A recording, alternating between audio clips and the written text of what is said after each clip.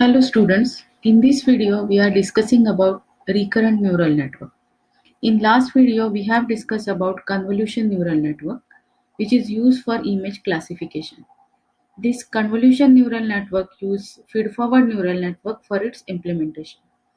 So why we need this recurrent neural network and what are the different limitations of feed-forward neural network that we will see first. So let us take the example of feed-forward neural network. In this diagram, you can see the feed-forward neural network. It is used for image classification. This classification is of animal images. So we provide the animal image, it extract the features of that image and provides the output and label that image as that image is of that particular animal. First, we provide the image of dog. Then this neural network label it as a dog. When we provide the image as an elephant at the second step, then it recognizes that image as an elephant and label that image as a elephant. So if you notice, these two outputs are there. For first time the output is dog, and for second time the output is elephant. Both these outputs are not depend on each other, rather they are not related with each other. So the output of classifying the dog is not related with the output of classifying the elephant.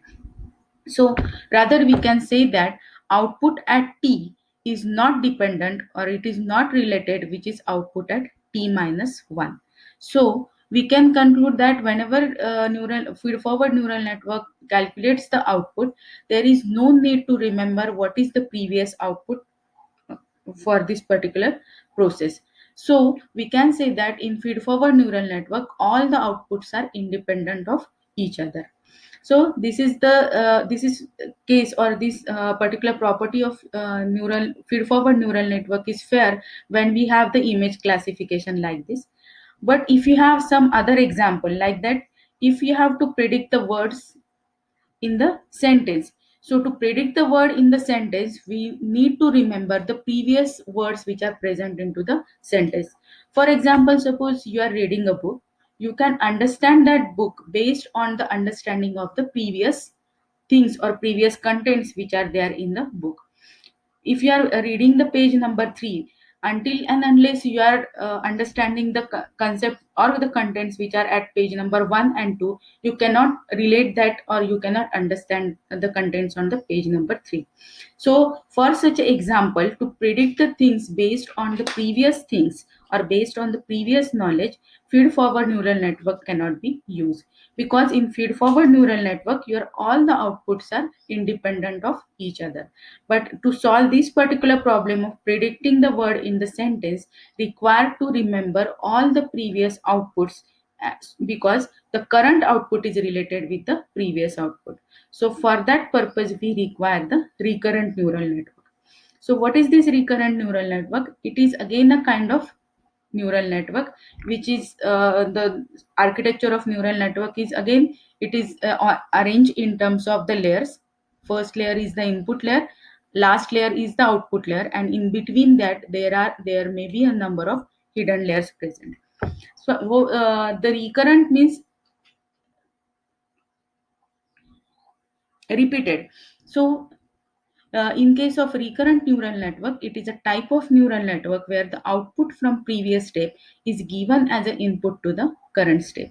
So in this case, like in traditional neural network or in feed-forward neural network, all the inputs and outputs are independent of each other. But in case of recurrent neural network, we are repeatedly providing the output of previous stage to the out as an input to the current stage. But likewise, for second step, the output of first step is treated as an input. For the third step, output of second step is treated as an input. So this neural network works on this particular phenomena, that the output of previous step is given as an input to the current step. Now, in this recurrent neural network, we have one important feature of remembering the information, and all these informations are get stored or it is get memorized in by the hidden units or by the hidden layers. So the main And the most important feature of the recurrent neural network is a hidden state which remembers some information about the sequence. This is the generalized diagram of recurrent neural network.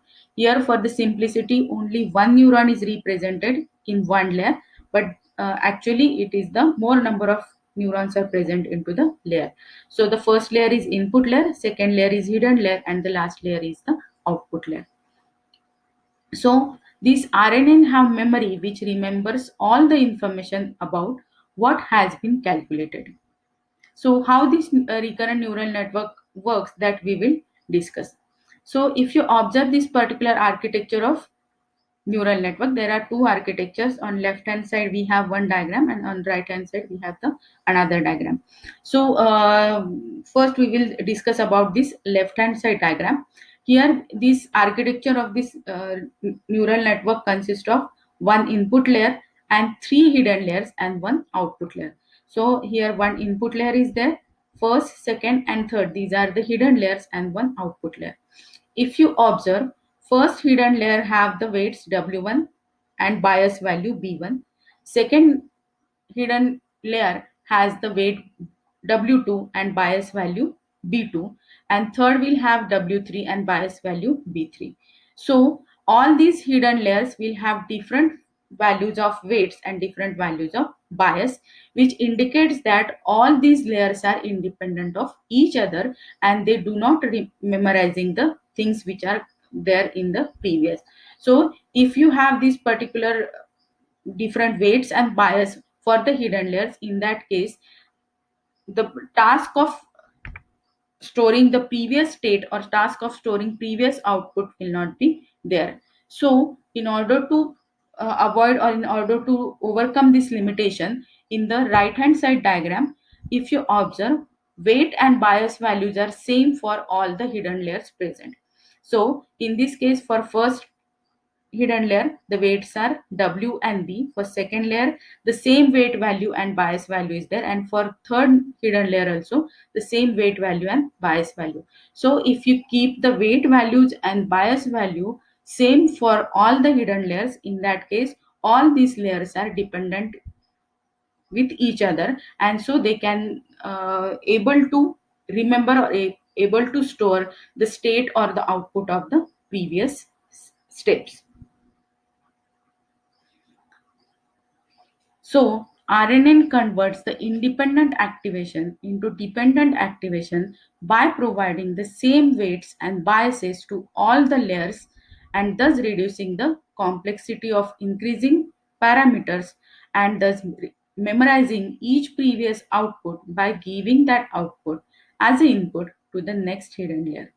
Hence, these three layers can be joined together such that weights and bias of all the hidden layers are same in a single recurrent layer. Now, this is the generalized architecture for the recurrent neural network. So, here we have this is input at t minus 1. So we can start at t is equal to 0, or we can start at t is equal to t minus 1. So initially we have this input at t minus 1. We provide this input to this network. This A is represented, or we call this as a network. So at t minus 1 we give the input to network. It calculates the output at t minus 1. Now at t we have the new input which is given. Then along with this new input, this network have the output from the previous step. That output is t minus 1.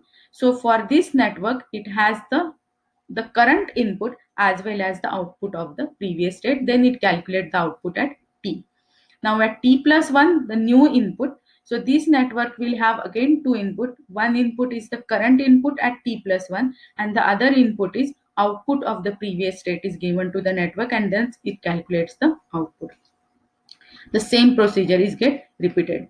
This is the generalized diagram for this particular recurrent network. Input is there, it calculates the output, and that output is given as a feedback to the next step, and then the output is get calculated. So how to train this particular recurrent neural network? So to train this recurrent neural network, we are using the back propagation learning algorithm. We have already used this backpropagation learning algorithm with feed-forward neural network for the classification in the traditional neural network.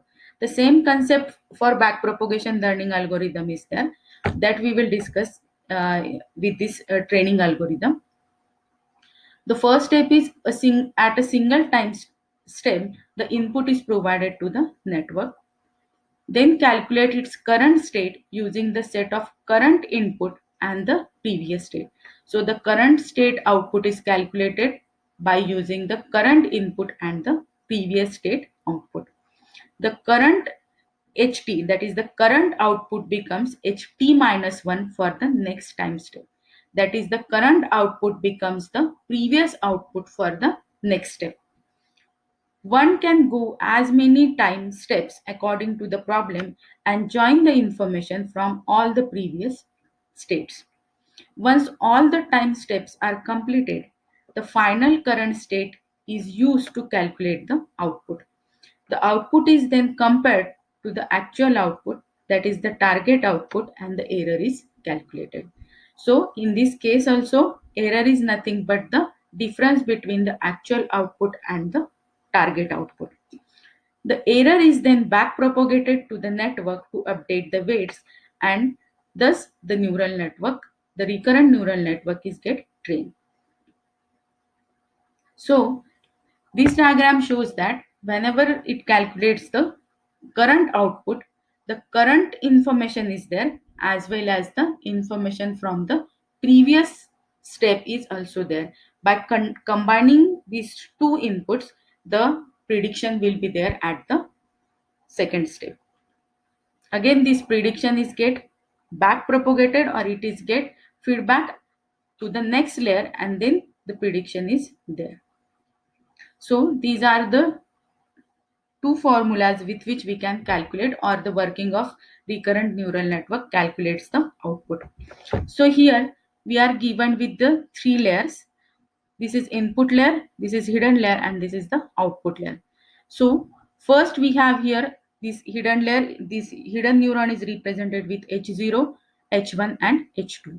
Inputs are denoted with x0, x1, and x2, and outputs are denoted with y0, y1, and y2. So at time t is equal to 0, x0 is the input and weights are w0. So we have to now calculate the output of hidden layer, which is denoted with h of t.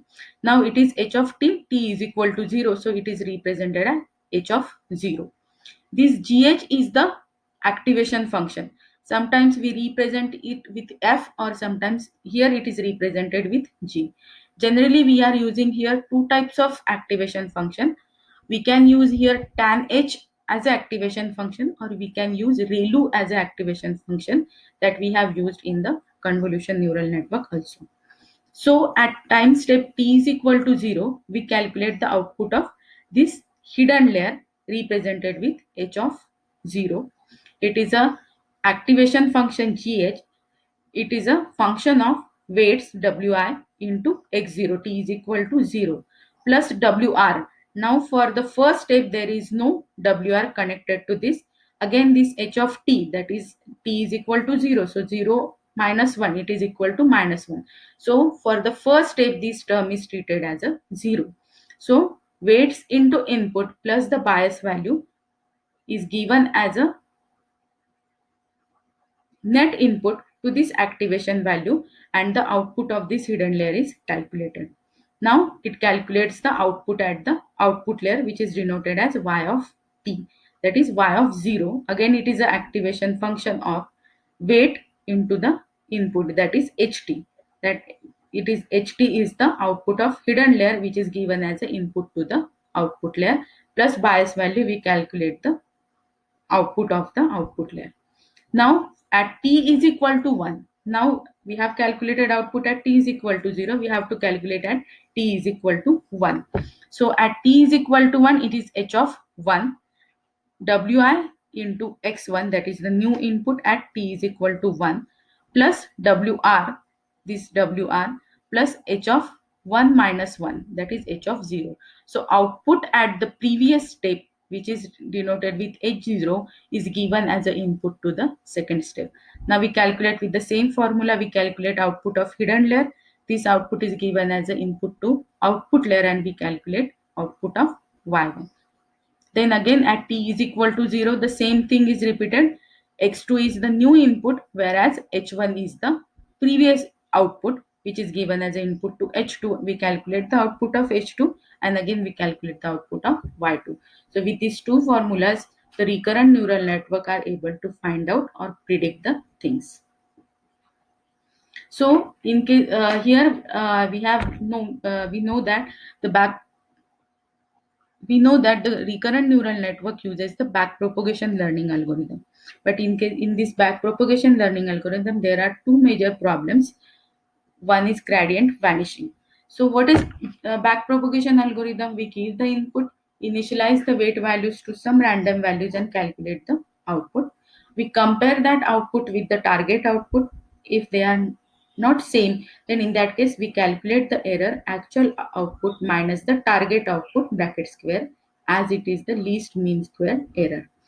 This error, we take the derivative of this error with respect to weight, and that is called as the gradient.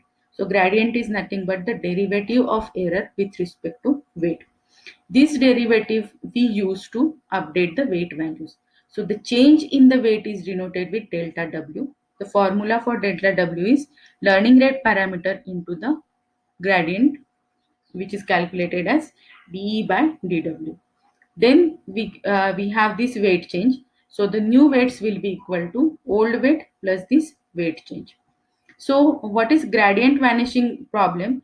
If this error, that is this error gradient, is very small, which is very less than 1, like in terms of 0.00 some value, then in that case this gradient is very low. When we multiply that with learning rate parameter, again this learning rate parameter is also between 0 to 1, so it is again small. So the resultant weight change is very negligible. So the new weights are also very negligible. So in that case the correct prediction will not be happen. So your learning rate parameter or your gradient value should not be very less than 1, and that problem is called as the gradient vanishing. Means when the new weights are very negligible, so that the old weight and the new weights are same, so which indicates there is no learning in this case. So when there is no learning, there should the result which we get is not accurate. Then other problem is exploiting the gradient. So same thing if it is minimum, or same thing when it is maximum. So in this case, this error gradient, that is error with respect to W, is very large. This value is so large. In that case, delta W, that is the weight change, is also large, and so there is huge difference between the current weight and the next weight.